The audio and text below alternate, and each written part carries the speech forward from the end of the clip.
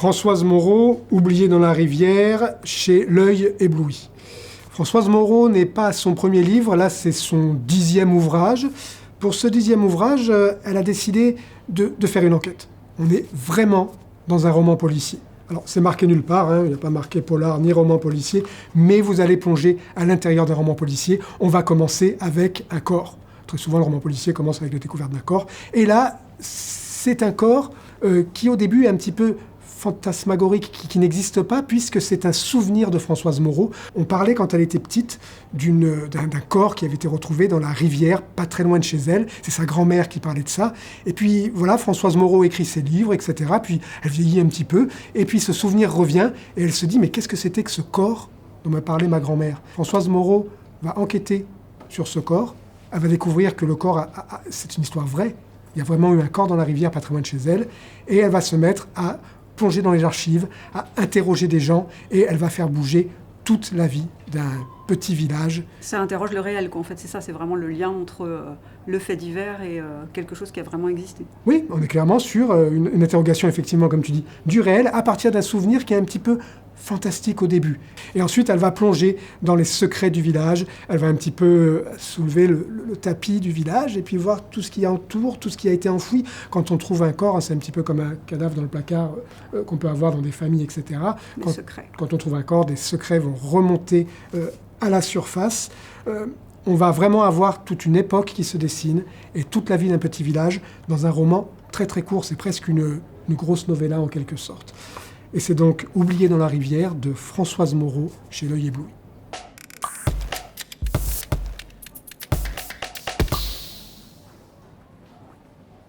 L'anthologie Marmite et micro-ondes, éditée par Géphir, va explorer les liens entre littérature et cuisine, gastronomie, bonne bouffe. C'est un thème qui parcourt la littérature de longue date. Là, son axe principal, c'est la science-fiction. Et ça n'est pas nouveau puisque ça date d'il y a une vingtaine d'années et du monde du fanzine, puisque Philippe Heurtel avait décidé de créer un fanzine consacré à la nourriture. C'est assez original et ça se sent dans tous les textes qu'on retrouve dans cette anthologie, choisis et soigneusement choisis par Olivier Gechter et Vincent Corlet. Et on trouve des pépites, des histoires assez drôles, cocasses, décalées. C'est tout un imaginaire qui est exploré. On va par exemple retrouver Cendrillon, comment Cendrillon monte dans son carrosse qui est une citrouille. Et alors là, on rigole pas mal, on revisite l'imaginaire de l'enfance. On découvre une pizza, aussi une pizza aux champignons. Et sur cette pizza, qu'est-ce qu'il y a ? Il y a tout un monde qui se dessine, puisque examiné au microscope, il y a des êtres vivants et des maisons. C'est de la macro. Voilà, passer de la macro à la micro. Et moi, j'ai un coup de cœur pour une histoire de brocoli. Oui, brocoli, je suis pas fan. Au cuisson vapeur, à la limite. Même fait, quoi.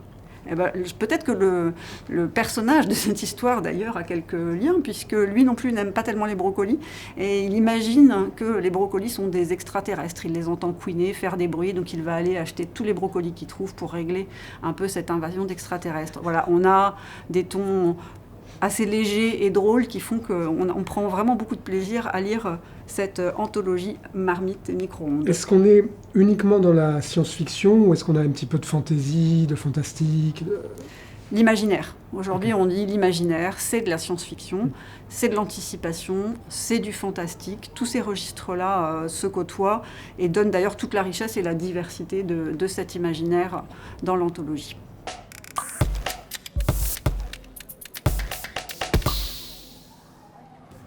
Jean-François Pasque, Le Seul témoin aux éditions La Joigny.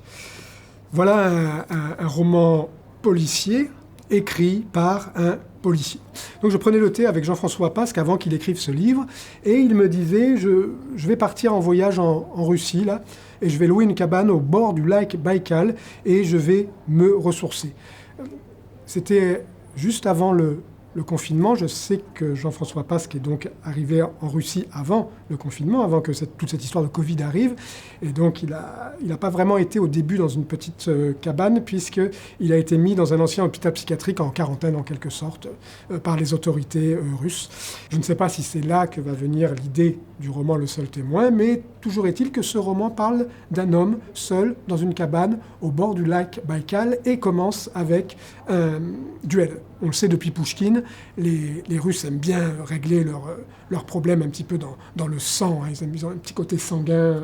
Donc ça commence par un duel, et les deux personnes qui font le duel s'entretuent. Là, le personnage qui est dans cette cabane va se mettre à essayer de comprendre qu'est-ce qui s'est passé, pourquoi ces deux personnes-là se sont entretuées. Là, on a le côté roman policier avec une enquête, entre guillemets. En vérité, je dis roman policier, mais là, avec le seul témoin de Jean-François Pasque, on est plus dans du roman noir, c'est-à-dire un roman social, un roman qui va chercher à comprendre qu'est-ce qui se passe à l'heure actuelle en Russie, quels sont les enjeux, quels sont les trafics, qu'est-ce que c'est que cette Russie de Vladimir Poutine, cette Russie après le communisme. À la fin du seul témoin, en fait, on a une espèce de radiographie de la Russie actuelle, même si on est toujours au bord du lac Baïkal, dans cette petite cabane. Et je crois qu'on peut dire que Jean-François Pasque écrit bien, quand même. Et en plus, oui, Jean-François Pasque a effectivement un style que moi je rapprocherais du style de Simenon, ce qui n'est pas rien.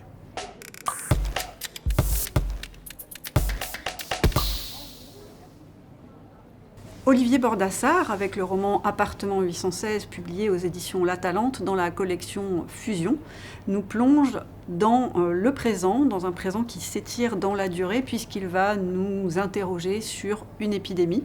Alors bien sûr, il s'agit un peu de l'épidémie que nous sommes en train de vivre, mais ça pourrait être toute épidémie, tout événement qui va toucher à nos vies, qui va les modifier en profondeur.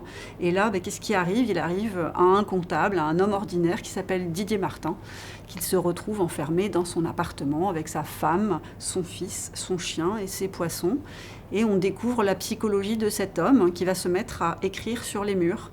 Est-ce que cet homme est fou ? Est-ce que la situation l'a rendu fou ? C'est ce qu'on va essayer de découvrir au fil des textes qu'il écrit. On ne va pas vous mentir, c'est pas un roman très drôle, mais... C'est un roman un petit peu dépressif. Un petit peu dépressif. Mais parfois la catharsis, ça fait du bien. J'allais dire cathartique aussi, c'est-à-dire qu'on a besoin peut-être un peu de commencer à prendre du recul sur ce qu'on est en train de vivre. On est dans une anticipation, on est quand même aussi dans l'imaginaire, c'est-à-dire qu'Olivier Bordassar colle à une forme de réel, mais... Il la décale un petit peu dans le futur. Donc en fait, c'est une espèce de miroir de ce qui se passe maintenant, mais un miroir un petit peu lointain. En fait, c'est ce qui pourrait nous arriver.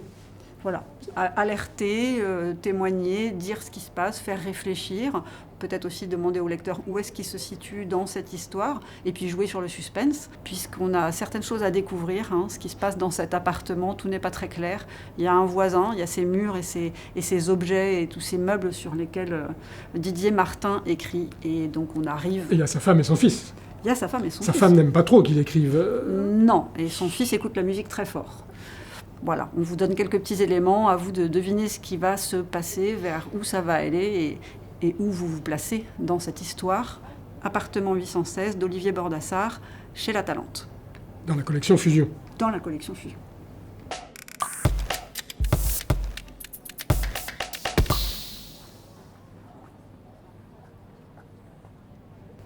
Jean Mecker, chez les anarchistes. Un livre publié par les éditions Joseph K, un recueil de reportages, de contes et d'autres textes compilés par Franck Lomo. Jean Mecker est un personnage important des littératures policières et des littératures dites blanches. Vous avez croisé son nom, enfin son pseudonyme, Jean Amila ou John Amila, à la série noire chez Gallimard, où il a écrit de nombreux romans policiers. Alors, on connaît Jean Meckert en littérature policière sous le pseudonyme de Jean Amila, ou de John Amila parfois. Jean Meckert a aussi écrit des ouvrages pour Gallimard dans ce qu'on appelle La Blanche. On parlait de Simenon avec Jean-François Pasque. Jean Meckert a un petit peu fait comme Simenon, c'est-à-dire qu'il a bâti un petit peu sa vie pour correspondre à un personnage littéraire. Il y a un décalage entre Jean Meckert, le personnage littéraire, la légende, et Jean Meckert, l'écrivain, ce qu'il était vraiment. Par exemple, Jean Meckert est très bien vu par les milieux anarchistes qui le brandissent souvent comme un de leurs héros. Quand vous lirez Chez les anarchistes de Jean Meckert, vous vous rendrez compte que c'est un petit peu plus compliqué que ça, que si Jean Meckert avait un côté anarchiste, sans aucun doute, il savait aussi se moquer un petit peu des gens qu'il fréquentait. Son reportage sur les anarchistes est assez truculent. Il va faire aussi un reportage, par exemple, chez les végétariens, les végétaliens à l'époque, qui est extrêmement intéressant. Ce qui va être le fil conducteur de tous ces textes-là, ça va être aussi les gens qui ne sont rien. C'est-à-dire ce que Jean Meckert appelle les personnes humbles. C'est-à-dire les personnes, là, par exemple, après-guerre, qui vont essayer de survivre, qui n'ont que leur force de travail pour se nourrir. Et on a vraiment, avec des textes comme Mon ami Léon, etc., on a vraiment des textes qui plongent dans toute une ambiance d'après-guerre de l'époque, dans tout un milieu social. Si vous voulez découvrir Jean Meckert autrement que par la légende qu'on connaît, il faut absolument vous procurer ce petit livre, lire ces textes-là, et vous verrez, ce qui est intéressant, c'est que la légende ne s'écroule pas pour autant. Elle devient juste plus ambiguë, plus profonde, plus intéressante. C'est donc Jean Meckert chez les anarchistes, chez Joseph K.